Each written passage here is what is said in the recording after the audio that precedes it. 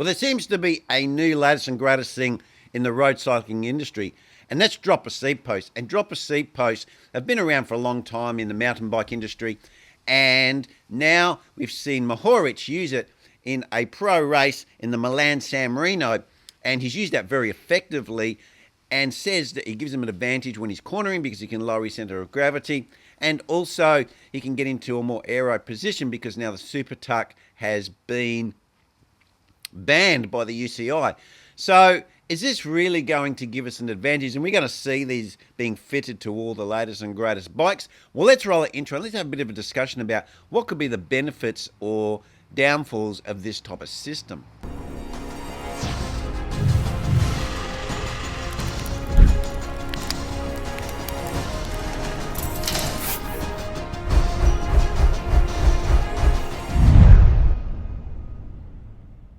What they're saying is the benefits of this dropper seat post are that you can descend quicker and you can corner quicker because you've got a lower center of gravity.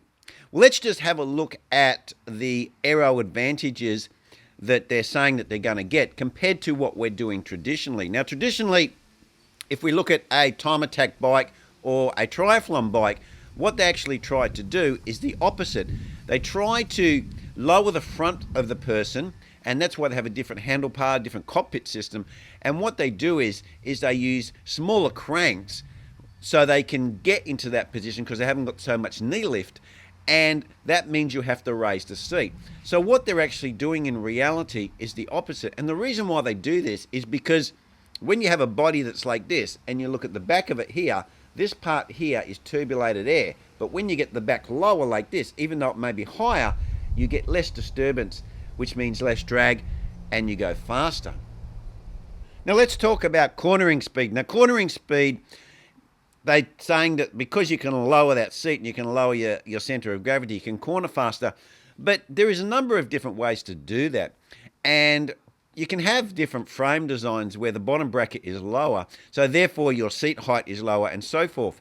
Now, obviously, you have a compromise when you do that because you don't have so much pedal clearance, but you can use smaller cranks as well, but then your seat goes up again. So I can see that there may be some advantage for the cornering, but if you really think about it, how much more are you going to be able to corner your speed cornering by having this dropper seat post on?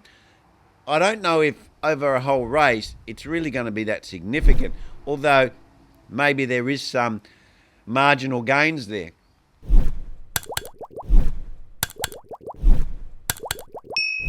Well, let's have a look at what they're telling us now. Now, the marketing's telling us now you've got to have these Aero foil seat posts. And pretty much almost all of the brands have got a bike and they've got a proprietary seat post on there, and they make all the nuts and bolts hidden so they're all concealed, or there's a rubber piece that conceals them so it's all dead smooth. And they're saying this gives you an Aero advantage. And now what they're doing is they're either using a different frame or modifying the frame to fit a dropper seat post. Now, the dropper seat post is, at the moment, is round, and if we look at Mohoric's one, that one was round. So really, this is going against the marketing that we're hearing currently. So really, you have to ask yourself, does the advantage you get in the cornering speed outweigh the aero advantage across the whole race? Or these things really make very little difference on the whole scheme of things? Well, in conclusion, when we look at this thing logically, we look at this dropper seat post and we look at the aero advantages they're claiming, that really doesn't make a lot of sense, because what we're all doing on TT bikes and triathlon bikes is the opposite. We're actually raising the seating position and we're lowering the handlebars in front of the bike to get the back flatter, because once the back's flatter, then that creates less disturbance across the back, and even though it may be higher on the bike, it's faster and it's more aerodynamics. So dropping the seat post, even though we might sort of think like kind of intuitively, yeah, that's going to be faster, in reality it's not. It's actually going to cause more drag. It probably potentially could be slower. Now, the other thing they're claiming is a lower center of gravity when they're cornering. Now, there's other ways you can do this on the bike. You can do this by frame design. You can do this by crank length and so forth. So I don't know if that's a real argument. And even if it is giving them some advantage, for the amount of advantage it's giving you in the number of corners across the race, then it would be really, really small advantage that you're getting. Plus, you're going from a non-aero seat post to, a aero seat post to a non-aero seat post. So you're giving away some advantage there, according to the marketing. So I don't really think that these sorts of designs, they may be the new thing that we start to see on bikes, but whether they're going to give everyone an advantage and they're going to go faster because we push a little button and our bum drops, I don't think so.